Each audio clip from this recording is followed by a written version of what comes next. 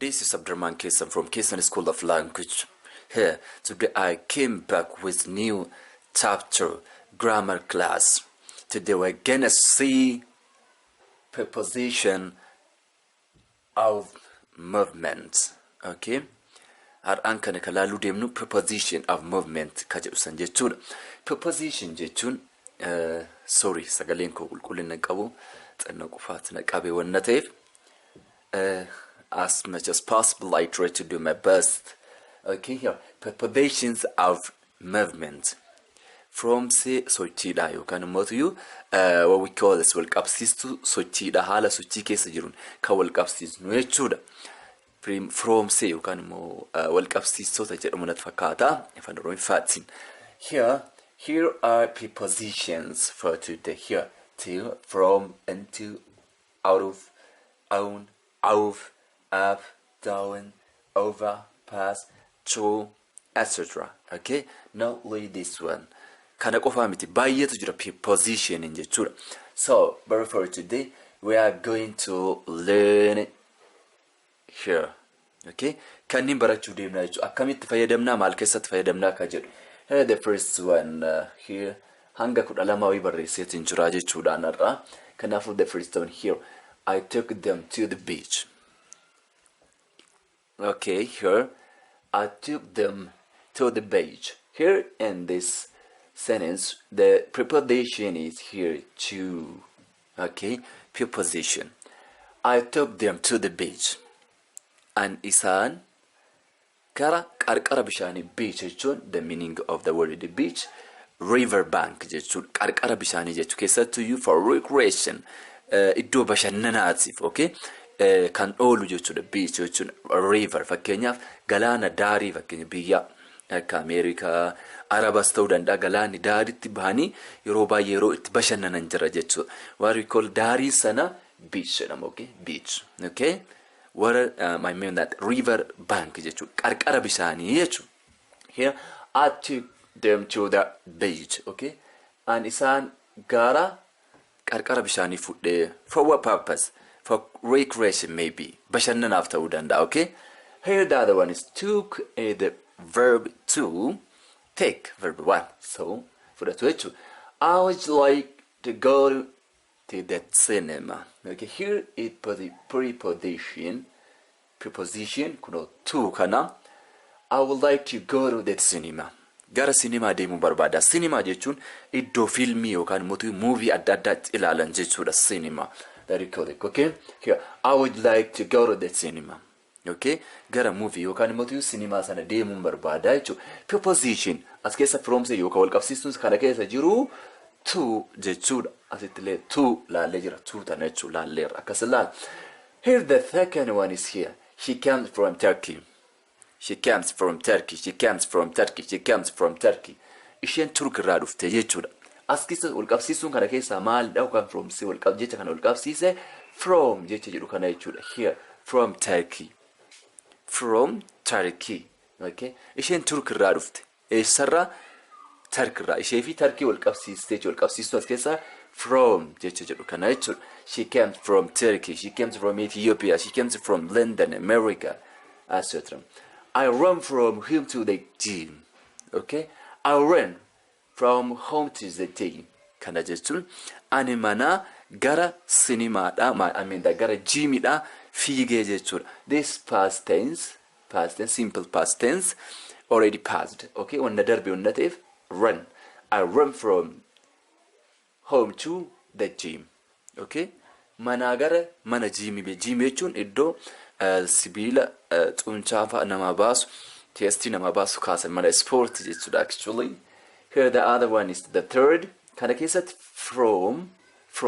Here is the preposition from. Okay, manarraa gara mana gym fiigi kan jedhu keessa kan walqabsiise ennu preposition from jedhu kana jechuudha. The third one is here. I walked quickly into the room. Okay, let's get into the car. Here in this context, I walked quickly into the room and I get into the car. Okay, here as keessatti makalalu into here, okay, into. I walked and quickly. I walked quickly into the room, okay, into the room. I walked jechuun simple past dha. Walk deemuudha. Deemee quickly. This is adjective. Haala inni deeme san agarsiisa. Daddafinaan deeme into what? The room. Into the room. Kilaasii keessa daddafinaan seenee jira jechuudha. Kan immoo keessa seenee jechuudha. The one go into the car. Go into the car. Go into the car. Konkolaataa keessa dafise. Okay? Go into the car. Here, preposition into. The first, I saw them get out of a taxi. Okay? I saw them get out of the taxi. Okay? Here, out of is the preposition. Out of jechuun preposition jechuun as keessatti kan preposition kana wal qabsiisee jechuudha. I saw.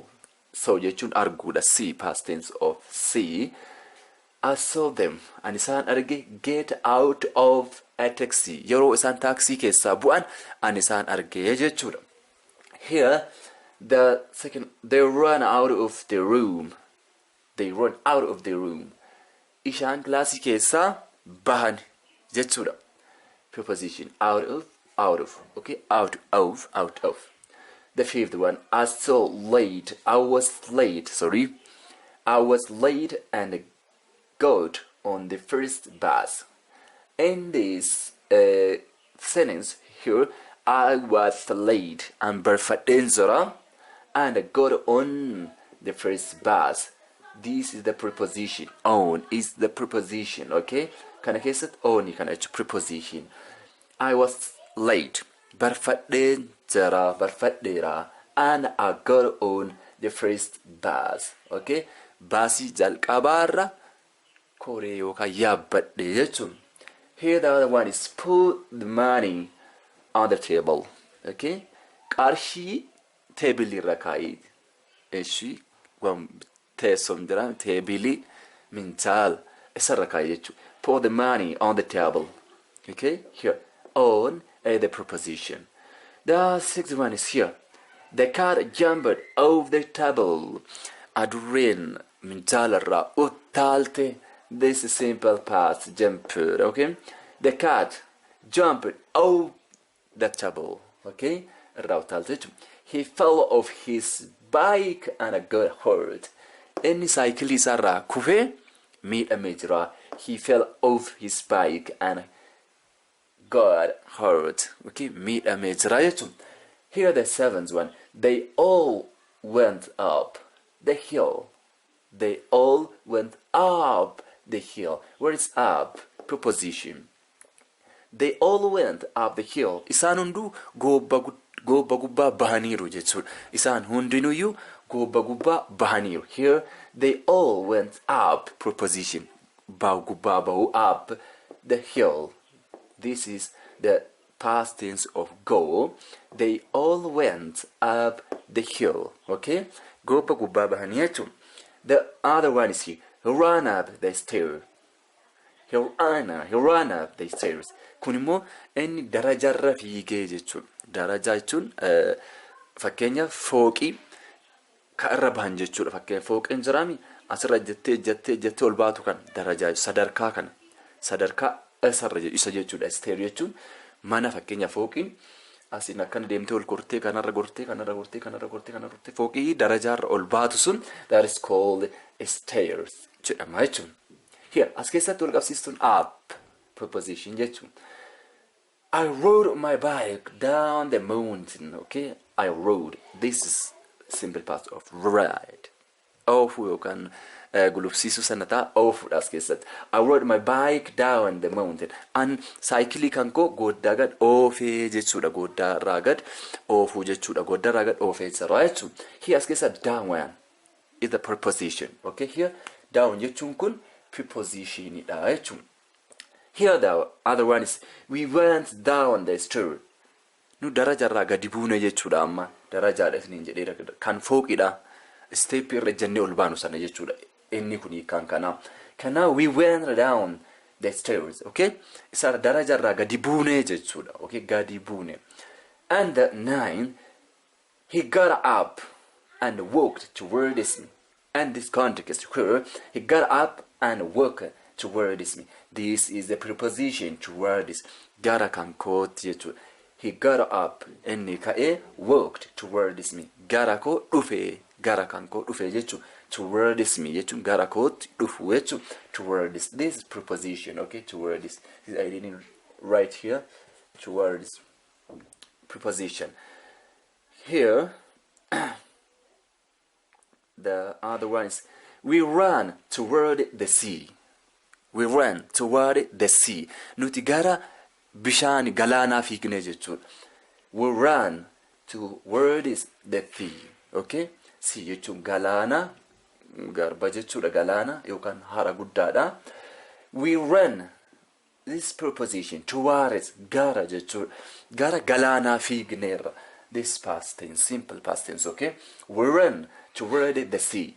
The tense, he jumped over the fence, okay? He jumped over the fence. Inni haxirraan uttaale, I mean dallarraan uttaale jechuudha afaan He jumped over the fence, okay? Dallarraan uttaale. In the context, the preposition is here, over, okay? Over is preposition. The last one here for the, he flew over the mountain. Flow. Erra gargaluu gargaluu jechuun erra. Gaararra fakkeenyaaf gaarri jira. Gaara kanarra gadi akkatti garagaluun kun flow. Over the mountain. Over the mountain. Gaara gubbaarra jechuudha. Here the other one is, he walked past. He walked past us without seeing us. Inni as kana keessatti propositioniin past ka jedhu kana jechuudha. He walked past us. Inni nu bira darbee jira without seeing us. Osoo nu hin argin jechuudha. Okay? He walked jechuun past, simple past. Past. Here is the preposition. He walked past us without seeing us. Osoo nu argin nu bira darbee jira jechuudha. The other one is, the police drove past over building. Poolisiin cinaa gamoodha. Building jechuun ijaarsa gamoodha. Bira oofee darbe. The police drove jechuun makiinaadhaan deemuu danda'u. Drove jechuun drive. Past tense of drive. Okay? Oofee makiinaa darbe. Pass darbu jechuun. The police drove past our building. Gamoo keenya bira poolisiin darbee jira jechuudha. Yookaan konkolaataadhaan darbuu danda'a. Konkolaataa oofee darbuu danda'a. Poolisiin. The police drove past our building. Okay? Here the last one is, they drove through the tunnel. And this context here, they drove. Kana keessatti wal qabsiistuun past. Okay? Wal qabsiistuun. Kana keessatti immoo, they drove through the tunnel. Okay? The tunnel. They drove. This is simple past of drive. Kan of drove. They drove through the tunnel. Jechuun. Tunnel jechuun jidduu wannaa kana fakkeenya jiraan tunnel kan jedhamu lafa like lafa maal lafa akka bishaan yookaan karaa qal'aa jechuutti fudhachuu danda'a. Tunnel jechuun karaa dolola akkasuma akkasiisa achi jidduu darbanii. They drove through keessa darbu jechuun wanta kan tunnel jechuun akkasii. And the last one is, I ran through the tree. And barzafi banu bargamoo njirami ba inni bargamoo dhaan dhaabate jira. And bargamoo kana keessa fiige jechuudha. Here preposition through. I ran through the trees. Okay? They drove through the tunnel. Isan tunnelii kana keessa darbaniiru oofaniiru jechuudha. Konkolaataa and drive kan keessa darbu oofu wanna ta'eef keessa oofanii darbanii jiru. Tunnel iddoo jedhamu kana through keessa darbuudha. I ran through the trees. Okay? And bargamoo keessa fiige jechuudha. Here is the preposition. Actually, here you can add two words only. Didn't write it, so you can memorize it, and you have to know the uses of these all prepositions. Okay. Until next time. Thank you. Bye bye.